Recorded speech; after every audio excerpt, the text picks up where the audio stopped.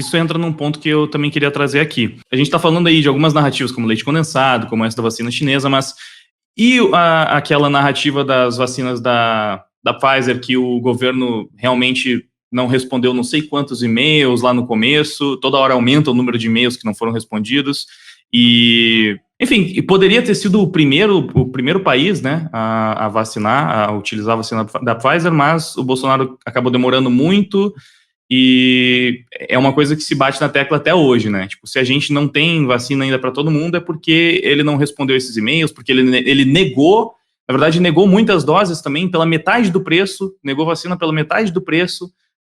Tudo isso é algo que eu vejo diariamente o pessoal batendo nessa tecla. O que tu acha sobre essa questão aí do Bolsonaro com a Pfizer? Bom, vamos olhar algumas coisas em relação à vacinação, né? A primeira coisa é a seguinte: a ideia das pessoas é que o Brasil teria vacinado antes dos Estados Unidos. O Brasil estaria com mais vacinas que os Estados Unidos antes dos Estados Unidos, sendo que os Estados Unidos bancaram a produção dessas vacinas, inclusive na frente. Vieram todas para cá. A tese deles é essa mesmo. Eles acham que as pessoas são tão idiotas que elas acreditariam que o Brasil teria vacinado mais que os Estados Unidos. Olha, eu até, é um outro ponto que eu conversei com o Kim. Na frente dos Estados Unidos. Então, você pega o caso do Paulo Gustavo, tragédia do Paulo Gustavo, o nego ter sambado. E outra coisa, o MBL fez isso, o próprio Arthur. O pessoal, se não fosse o Bolsonaro, o Paulo Gustavo estaria vivo. Aí você olha as datas, o Paulo Gustavo pegou Covid em fevereiro. Aí você vem olhar, pega o histórico de vacinação dos Estados Unidos. Eu, por exemplo, aqui, pude começar a ser vacinado em abril. O Paulo Gustavo tem mais ou menos a minha idade. Se você for olhar, em fevereiro, nos Estados Unidos, as pessoas que estavam sendo vacinadas aqui ainda eram médicos, ainda eram grupos específicos, first responders, policiais, ainda não estava liberado para o público em geral, ou se estava, era só para o pessoal bem mais velho. Aí o pessoal acha que dava para o Brasil ter comprado antes dos Estados Unidos, e a Pfizer iria ter entregue para o Brasil em vez de entregar para os Estados Unidos, porque aqui também não tinha vacina suficiente para todo mundo, tanto não tinha que os grupos vacinados não eram todos. Cara, então o Brasil ia ter recebido antes dos Estados Unidos. Que loucura! Coisa. Eu acho isso estranho. Eu acho isso estranho porque eu cheguei a conversar exatamente sobre isso. Assim, eu falei que, na minha cabeça, é um pouco complicado comparar o Brasil com os outros países, porque nós temos um país de proporção continental, então a população é imensa, assim, é gigantesca, né, uma das maiores populações do mundo, e se a gente for pegar outros países do mesmo tamanho para comparar, a gente vai ter o quê? Vai ter Estados Unidos, vai ter China, que são potências econômicas, duas maiores potências econômicas, e que possuem ali o seu próprio desenvolvimento da vacina, né? Então, poxa, parecia meio complicado fazer essa comparação. E se a gente for comparar com países que possuem o mesmo poder econômico do Brasil, aí a população dos outros países costuma ser muito menor. E eles falam que o importante não são quantas pessoas no total você vacinou, mas sim o percentual, né? Em comparação ao percentual da população. Aí depende. Todo indicador, isso é uma coisa que, cursinho básico de ciência, principalmente a gente aprende em ciência econômica. Todo indicador é útil. Você só tem que saber para quê. Então, por exemplo, se você quer saber distância, você usa quilômetro. Se você quer saber velocidade, você usa quilômetro por hora. Então, é muito importante você saber o percentual da população brasileira vacinada. Para quê? Para saber o grau de imunização. Mas se você quer saber velocidade de vacinação, aí você não usa percentual. Aí você usa quantas doses estão sendo aplicadas por dia. Se você quer saber a capacidade de compra, você tem que olhar e falar assim, qual o problema? O problema das vacinas é o gargalo, até hoje, é o gargalo da produção mundial. O mundo não consegue produzir vacinas em velocidade suficiente para vacinar a população inteira. Ainda não conseguiu. E aí você usa o quê? Total de doses aplicadas. Então todos os indicadores são bons. Não tem nada de errado em você usar um indicador de... Por exemplo, se você quer saber se a população brasileira está imunizada o suficiente ou não, é bom você saber o percentual da população vacinada. Está correto. A sua pergunta ela está na esfera médica sanitária, ela está na esfera de capacidade do sistema, ou ela está na esfera de competência? São três indicadores diferentes, e para cada indicador desse eu vou usar uma coisa. Se eu usar um indicador errado Se eu quiser saber a distância daqui para o Amapá e usar quilômetros por hora, não vai funcionar.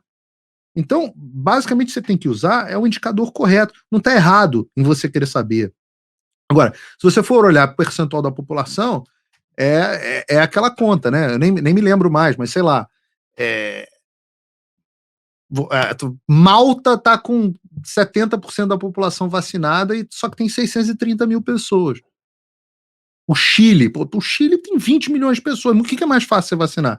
Se o Brasil já vacinou, na verdade, em termos de doses compradas pelo governo federal, o Brasil já vacinou 70 vezes o Chile. 7 vezes o Chile. Entendeu? Sim. Então, é muito curioso porque foi exatamente isso que eu falei. Me parece óbvio que populações menores vão ter mais facilidade em vacinar um percentual maior da sua população, né? Justamente porque são menos pessoas, então você precisa de bem menos doses para conseguir alcançar isso.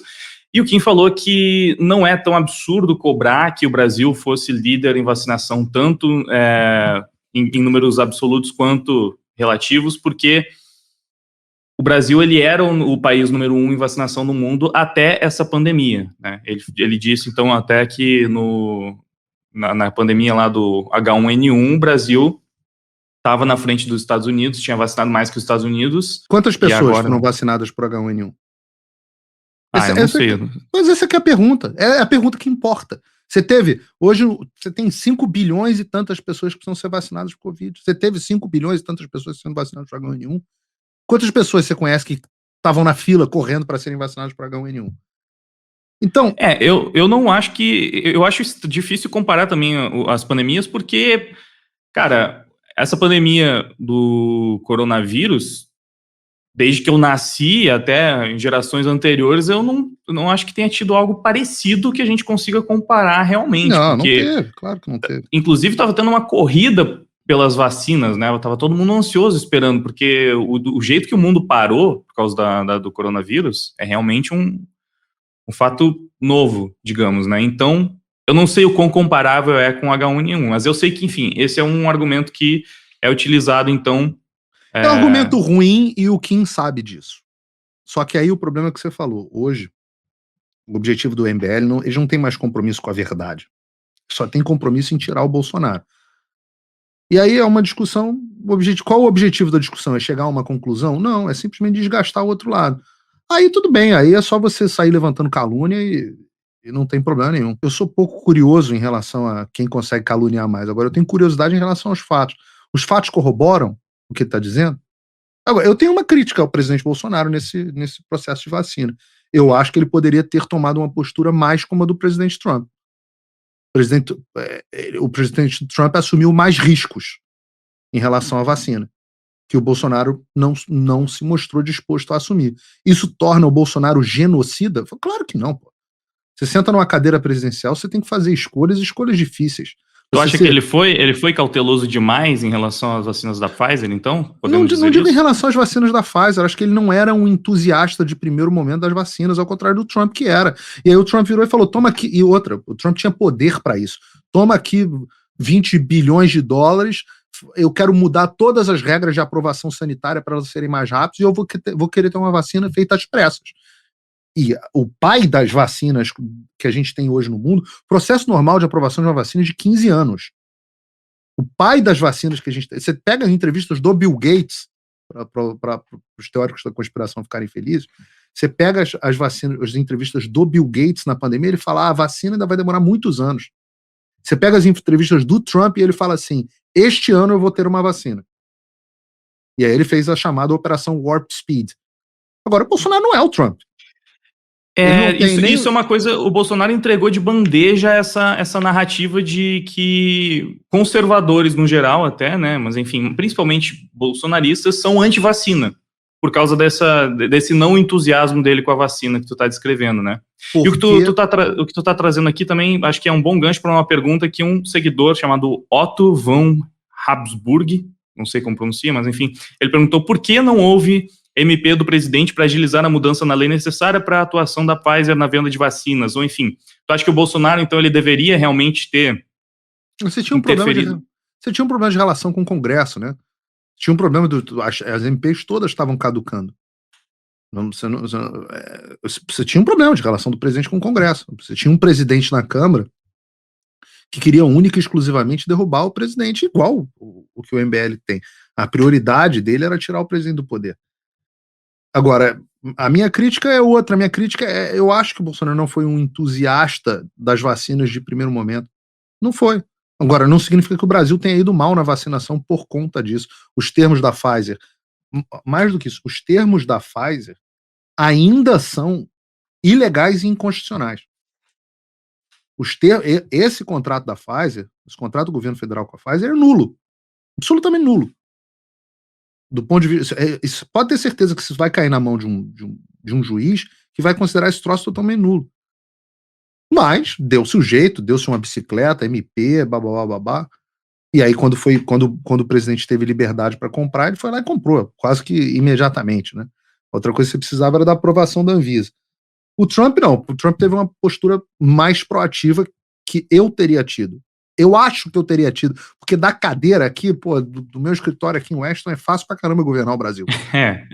Geralmente é mais fácil, né? Pô, muito Mas fácil. É engraçado tu falar do Trump, porque isso é uma coisa muito curiosa, que eu também falo bastante aqui no canal, né? Como política é uma eterna guerra de narrativas, porque tu tá falando, pô, o Bolsonaro deveria ter agido mais como o Trump. Porém, a narrativa da grande mídia no geral é de que o Trump foi uma negação na questão de vacinas também. Inclusive, mais do que isso, eles falam que usaram muitas vezes esse argumento. Qual é a solução para a vacinação no Brasil? Vamos pegar o exemplo dos Estados Unidos. Mudaram de presidente, tá tudo uma maravilha. Sendo que todo o planejamento de vacinação tinha sido desenvolvido ainda no governo do Trump, né? Então, basicamente... Biden não fez absolutamente nada em relação às vacinas. Nada. O papel do Biden em relação às vacinas é absolutamente nenhum. Ele chegou, os Estados Unidos tinham 50 milhões de doses de vacinas em estoque, 300 milhões compradas, e todo o plano de distribuição, inclusive dos estados e dos estados com as redes privadas, já tinha sido feito. Se o Biden, se tivessem colocado uma pedra na cadeira da presidência da Casa Branca, o plano teria sido executado exatamente da mesma forma. Inclusive o cronograma que o Trump apresentou e que a imprensa disse que era incumprível quando ele estava no poder, sem provas, Trump diz que vai vacinar metade da população até abril. Sem provas, Trump diz que em abril a vacina estará disponível para todos os americanos. Contrariando especialistas, tudo técnica, né? Tudo técnica de jornalismo. Jornalismo ruim. Foi exatamente o que aconteceu. E aí é o que eu falo para você. Quando você tem um outro lado que não está preocupado em descobrir a verdade, que só está preocupado em guerra de narrativa política, a discussão não é interessante. Não tem um interesse numa discussão.